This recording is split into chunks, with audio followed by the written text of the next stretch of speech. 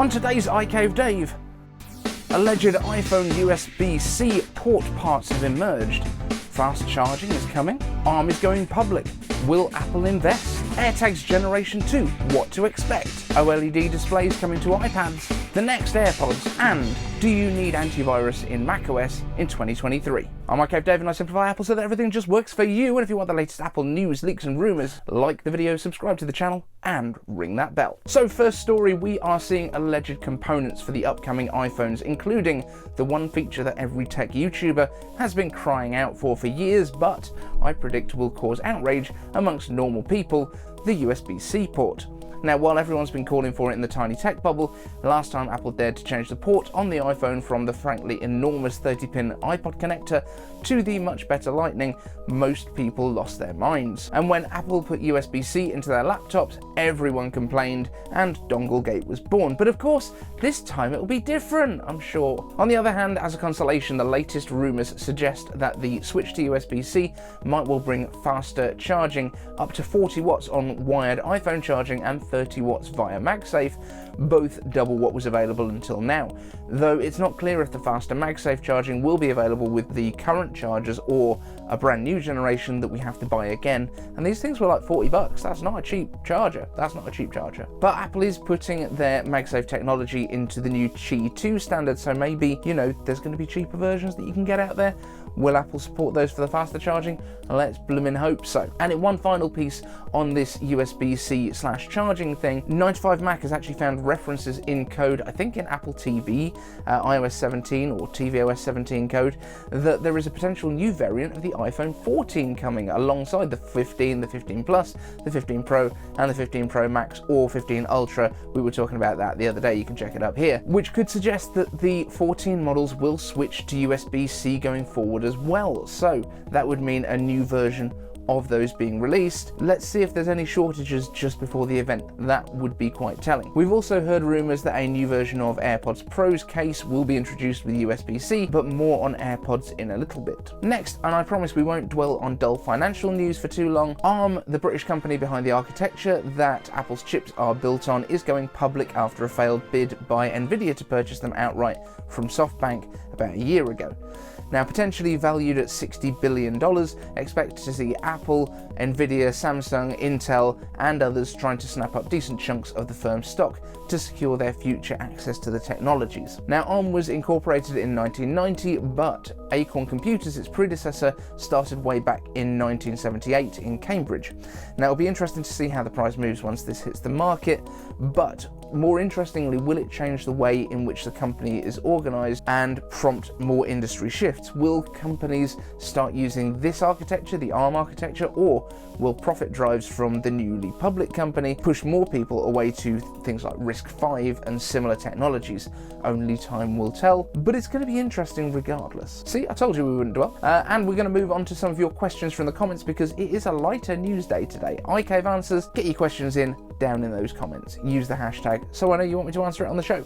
Lars Anderson asks, do you know what will be improved in the AirTags 2? Will AirTags Ultra get an action button? So this is interesting. We have heard from Guoming Chi that there are a next generation version of the AirTags on the way. The one thing that I think is likely to come, and I'm not going to lie, I was surprised that Apple did this the first time, is we had the button cell batteries inside. That is not a very Apple thing to do, using disposable batteries in their products. You know, even the mouse and keyboard stuff has all moved away from that and gone to USB-C. Well, Lightning charging so far, but I'm guessing USB-C very soon. However, the AirTags just seem to be the perfect size to be able to throw onto like an Apple Watch charger, which I still argue should be rebranded as MagSafe Mini. Let's campaign for that because I think MagSafe Mini is a much better name, especially now those chargers also will charge your AirPods Pro. So I think that is one of the big things that will come. We have seen patents in the past from Apple that suggest that the AirTags could actually be used for motion tracking, so that could be something that potentially gets added into these as a feature for, I don't know, a VR headset like the Vision Pro, spatial computing. So perhaps there will be, you know, body straps where you can kind of use them for motion tracking, for accurate motion tracking, especially for things like fitness. That would be quite an interesting thing. But let me know what you think the next AirTags might get. Are we going to have more controversy because more people are being followed with them, even though Apple has put in so many controls compared to people like Tile?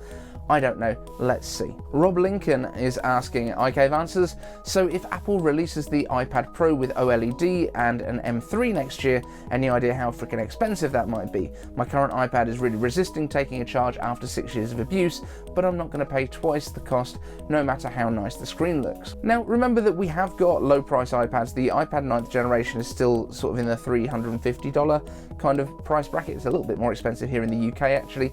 The 10th gen iPad is a little bit overpriced, I think, for what it is, but I would still say that the non-laminated screens are a big advantage, especially if you have kids, and that's where these are being used, because it's way cheaper to repair them. But these OLED ones that are going into iPad Pros, I don't actually see the price going up, because right now the 12.9 inch has got the mini LED display, which I think is going to be similarly expensive to OLED in terms of production, and it's already got M2 in there, and Apple typically doesn't give a price increase for the generational chip improvements. It tends to be when they do a revolution.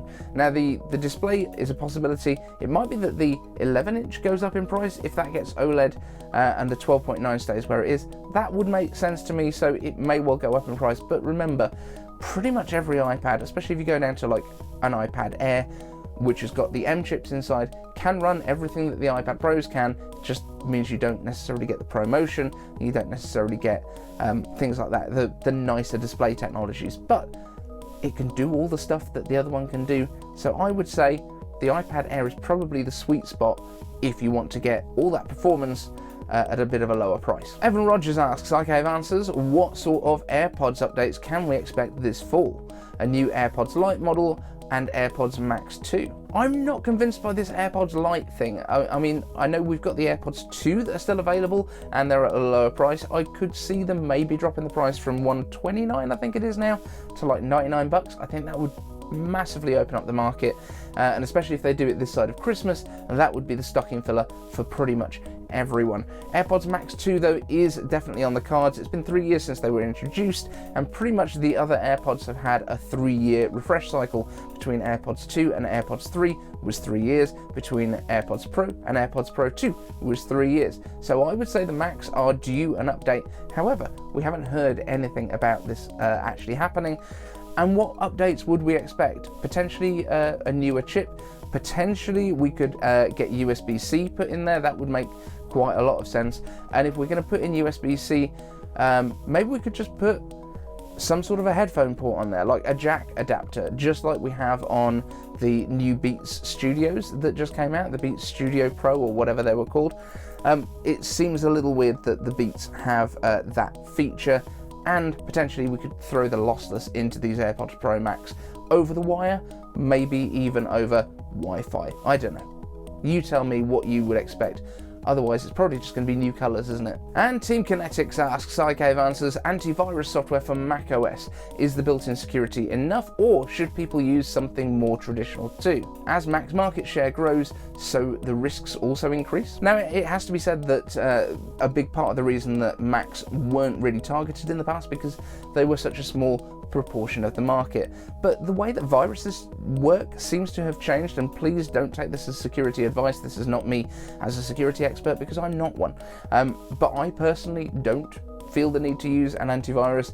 I am very careful about links that I open in emails. That tends to be the sort of delivery mechanism these days a little bit more. It used to be the you must update your Flash, which obviously Flash doesn't exist anymore, but you still get those updates and those little pop-ups coming up when you're on more nefarious websites, I would say. I think in general macOS is quite secure if you're not bypassing things like Gatekeeper and you're not installing software from random third parties. If you stick to the App Store, for example, you are going to do a lot better, you're going to be a lot safer than you are if you are downloading software directly from websites. But because the macOS operating system is more open, a lot of people will download from other websites, and a lot of software developers won't put their apps onto the App Store because then they have to give 30% to Apple, but then that's kind of the tax that you pay for that safety.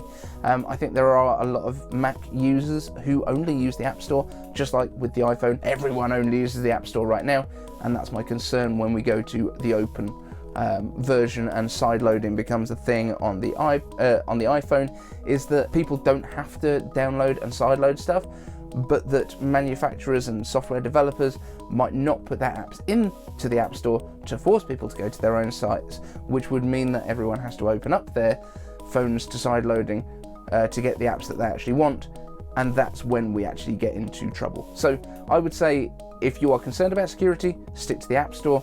If you are not as concerned about security, go ahead, but know the risk. But I don't think traditional antivirus, in the way that it has been in the past, in third-party applications, is as important as it was, and certainly not as important as it has been on the PC. But as I say, don't take my advice, do your own research. This is not me telling you don't run antivirus. If you think that you need it, then you go right ahead.